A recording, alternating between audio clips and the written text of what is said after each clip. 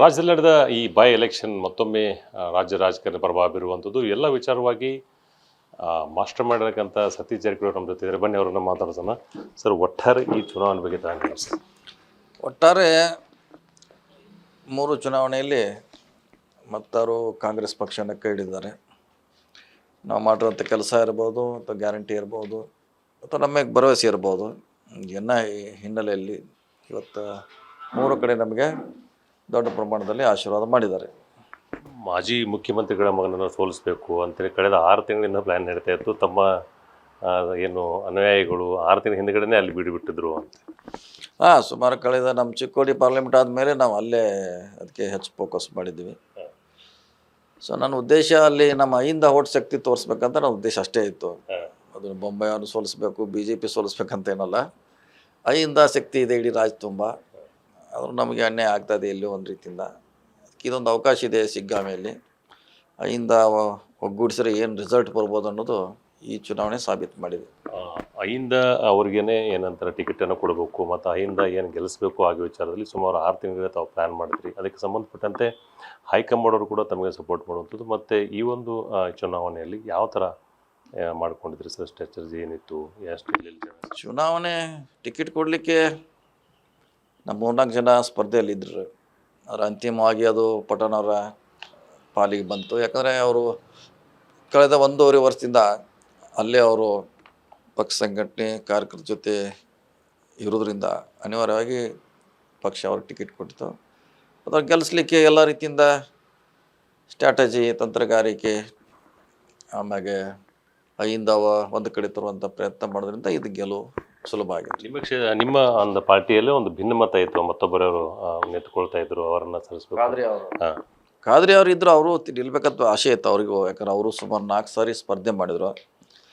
ಆದರೆ ಅಂತಿಮವಾಗಿ ಅವ್ರ ಸಮಾಜದ ಮುಖಂಡರು ಅವ್ರನ್ನ ಮನವೊಲಿಸಲು ಯಶಸ್ವಿ ಆದರು. ಯಾಕಂದ್ರೆ ಅವರೇನು ಸ್ಪರ್ಧೆ ಮಾಡಿದ್ರೆ ನಾವು ಸೋಲ್ಬೇಕಾಗಿತ್ತು. ಸೊ ಅದನ್ನು ಅವರು ಅರಿತು ಹಿಂದೆ. ಸೊ ಅವ್ರಿಗೆ ಮತ್ತೊಮ್ಮೆ ಅಭಿನಂದನೆಗಳನ್ನು ಸಲ್ಲಿಸ್ತೀವಿ.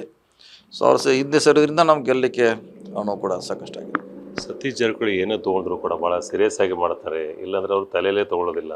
ಒಂದ್ಸರಿ ತೊಗೊಂಡ್ರೆ ಭಾಳ ಸೀರಿಯಸ್ ಆಗಿ ಮಾಡ್ತಾರೆ ಅನ್ನೋಕ್ಕೆ ಈ ಒಂದು ಚುನಾವಣೆ ನಿರ್ದೇಶನ ಮಾಡಲೇಬೇಕು. ಯಾಕಂದರೆ ಚುನಾವಣೆ ಅಂದರೆ ಸುಮ್ಮನೆ ಮಾಡೋದಲ್ಲ. ಇಲ್ಲಾಂದ್ರೆ ಇಂಥ ಅಲ್ಪಸಂಖ್ಯಾತನ ಗೆಲ್ಲಿಸೋದು ಭಾಳ ಕಷ್ಟ. ಸಣ್ಣ ಸಣ್ಣ ಜಾತಿಯವ್ರನ್ನ MLA ಮಾಡೋದು ಭಾಳ ಕಷ್ಟ ಇವತ್ತಿನ ಕಾಲದಲ್ಲಿ. ಅದಕ್ಕೆ ಐಯಿಂದ ಯಾರ ಜೊತೆ ನಿಂತರೆ ಯಾರು ಬೇಕಾದ್ರೂ ಗೆಲ್ತಾರೆ ಅನ್ನೋದು ಇದೊಂದು ಮಾಡಲ್ ಆಗಿ ಉದಾಹರಣೆಗೆ ತೋರಿಸ್ಲಿಕ್ಕೆ ನಾವು ಪ್ರಯತ್ನ ಮಾಡಿದ್ವಿ. ಬಸವ ಅಂಬೇಡ್ಕರ್ ಕೂಡ ಭಾಳಷ್ಟು ಒಳ್ಳೆಯ ಕೆಲಸ ಮಾಡಿದ್ದಾರೆ. ಅವ್ರ ಸಿದ್ಧಾಂತ ಕೂಡ ಈ ಚುನಾವಣೆಯಲ್ಲಿ ಭಾಳಷ್ಟು ವರ್ಕೌಟ್ ಆಗಿದೆ. ಸೊ ಅವ್ರ ಸಿದ್ಧಾಂತ ಯಾವಾಗಲೂ ನಮ್ಮ ಜೊತೆ ಇದ್ದೇ ಇರ್ತದೆ. ಚನ್ನಪಟ್ಟಣ ಚುನಾವಣೆ ಬಗ್ಗೆ ಹೇಳೋದಾದರೆ ಯಾವ ಥರ ಕಡೆ ಕ್ಷಣದಲ್ಲಿ ನಿಮ್ಮ ಕ್ಯಾಂಡಿಡೇಟ್? ಅಲ್ಲಿ ಸ್ವಂತ ಅವ್ರದ್ದೇ ಆದ ಒಂದು ಶಕ್ತಿ ಇರೋದ್ರಿಂದ ಗೆಲ್ಲೋಕ್ಕೆ ಸುಲಭ ಆಗಿದೆ ನನ್ನ ಅನಿಸಿಕೆ. ಈಗ ಜಾಸ್ತಿ ಆ ಕಡೆ ನನಗೆ ಗಮನ ಹರಿಸಿಲ್ಲ. ಅವ್ರದ್ದೇ ಒಂದು 20-30 ಸಾವಿರ ಸ್ವಂತ ಬಲ ಇರೋದ್ರಿಂದ ಯೋಗೇಶ್ವರ್ ಅವ್ರದ್ದು. ಸೊ ಪಕ್ಷ ಅವ್ರ ಜೊತೆ ಇರೋದ್ರಿಂದ ನಮ್ಮ ಮುಖಂಡರು ಎಲ್ಲರೂ ಕೂಡ ಅಲ್ಲಿ ಪ್ರಚಾರ ಮಾಡೋದ್ರಿಂದ ಅವ್ರ ಗೆಲುವು ಇಷ್ಟಾಂತರದಿಂದ ಗೆಲ್ಲಲಿಕ್ಕೆ ಸಾಧ್ಯ ಆಗಿದೆ.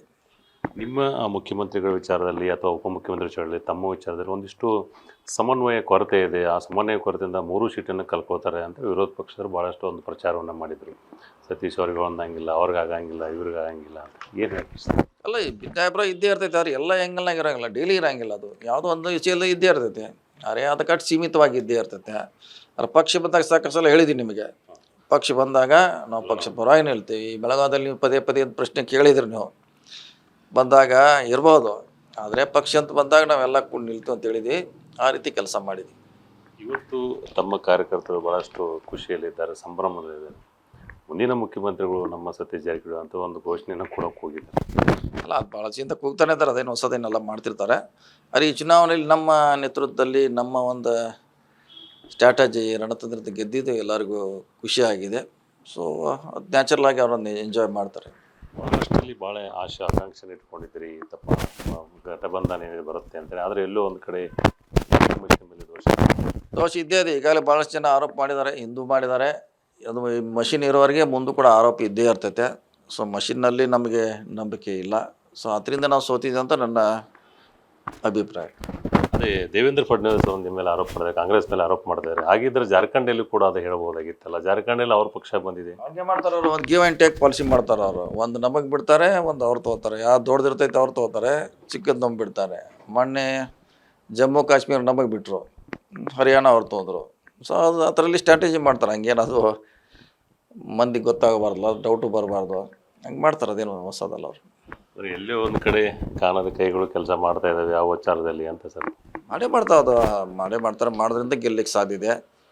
ಇಲ್ಲಾಂದ್ರೆ ಇಷ್ಟು ದೊಡ್ಡ ಡಿಫ್ರೆನ್ಸು ಮಹಾರಾಷ್ಟ್ರದಲ್ಲಿ ಬರ್ಲಿಕ್ಕೆ ಸಾಧ್ಯ ಇಲ್ಲ. ಸೊ ನೋಡೋಣ, ಯಾವಾಗ ಅದಕ್ಕೊಂದು ಅಂತ್ಯ ಆಡುವಂಥ ಮಷಿನ್ ಕಾಲು ಬರ್ಬೋದು, ಅಲ್ಲಿ ಮಟ್ಟ ವೇಟ್ ಮಾಡೋಣ. ಸಂಜಯ್ ರೌತ್ ಹೇಳ್ತಾರೆ ಮತ್ತೆ ಬ್ಯಾಲೆಟ್ ಪೇಪರೇ ಬರಬೇಕು ಅಂದರೆ ಇವ್ರು ನಿಜ ಮೌನ ಅದನ್ನೇ ಹೇಳೋದು ನಾವು, ಅದಕ್ಕೆ ಒಂದು ಕಾಲ ಬರ್ತೀವಿ ಅಂದರೆ ಅದೇ ಕಾಲ ಬರ್ತೈತೆ, ವೇಟ್ ಮಾಡ್ಬೇಕು ಅಷ್ಟೇ ನಾವು. ಒಟ್ಟಾರೆ ಈ ಮೂರು ಗೆಲುವಿನ ಹಿಂದುಗಡೆ ಎಲ್ಲ ಕಾರ್ಯಕರ್ತರು ಮತ್ತು ತಮ್ಮ ಕ್ಷೇತ್ರ ಜನರಿಗೆ ಯಾವ ಥರ ಅಭಿನಂದನೆ ಹೇಳಬೇಕು? ಇಲ್ಲ, ಇದರಲ್ಲಿ ಚುನಾವಣೆಗೆ CM ಅವರು, DCM ಅವರು, ಮಂತ್ರಿಗಳು, ಶಾಸಕರು, ಕಾರ್ಯಕರ್ತರು, ವಿಶೇಷವಾಗಿ ಸ್ಥಳೀಯ ಮಟ್ಟದ ಕಾರ್ಯಕರ್ತರು, ಸೊ ಭಾಳಷ್ಟು ಉತ್ಸಾಹದಿಂದ ಕೆಲಸ ಮಾಡೋದ್ರಿಂದ ನಾವು 3 ಕಡೆ ಗೆದ್ದಿದ್ದೀವಿ. ಇದೇ ಉತ್ಸಾಹ ಪಕ್ಷದ ಪರವಾಗಿ ಎಲ್ಲ ಕಾರ್ಯಕರ್ತರು ಇರಬೇಕಂತ ಮತ್ತೊಮ್ಮೆ ಅವ್ರಿಗೆಲ್ಲ ಕಾರ್ಯಕರ್ತರಿಗೆ ಏನು ಭಾಗವಹಿಸಿದ್ರು ಗೆಲುವಲ್ಲಿ ಅವರಿಗೆ ಅಭಿನಂದನೆಗಳನ್ನು ಸಲ್ಲಿಸ್ತೀನಿ. ಶಿಗ್ಗಾಂವಿ ಉಪಚುನಾವಣೆ ಗೆಲ್ಲಲು 6 ತಿಂಗಳ ಹಿಂದುಗಡೆ ಪ್ಲಾನ್ ಆಗಿತ್ತು, ಜೊತೆಗೆ ಸ್ಟ್ರಾಟಜಿ ಕೂಡ ರೆಡಿ ಆಗಿತ್ತು. ಆ ವಿಚಾರದಲ್ಲಿ ಏನು ಚಿಕ್ಕೋಡಿಯ ಬಹಳಷ್ಟು ಕಾರ್ಯಕರ್ತರು 6 ತಿಂಗಳ ಹಿಂದೆನೇ ಅಲ್ಲಿ ಬಿಟ್ಟು ಗೆಲುವನ್ನು ಸಲ್ಲಿಸಿ ಅದಕ್ಕೆಲ್ಲರಿಗೂ ಕೂಡ ಕಾಂಗ್ರೆಸ್ ಕಾರ್ಯಕರ್ತರು ಎಲ್ಲರಿಗೂ ಅಭಿನಂದನೆ ಸಲ್ಲಿಸಂತೆ ಸತೀಶ್ ಹೇಳ್ತೀವಿ ಸರ್. ಕ್ಯಾಮರಾ ಪರ್ಸನ್ ಜೊತೆ ದಿಲೀಪ್ ಕುರುಂದಡಿ, ಪಬ್ಲಿಕ್ TV, ಬೆಳಗಾವಿ.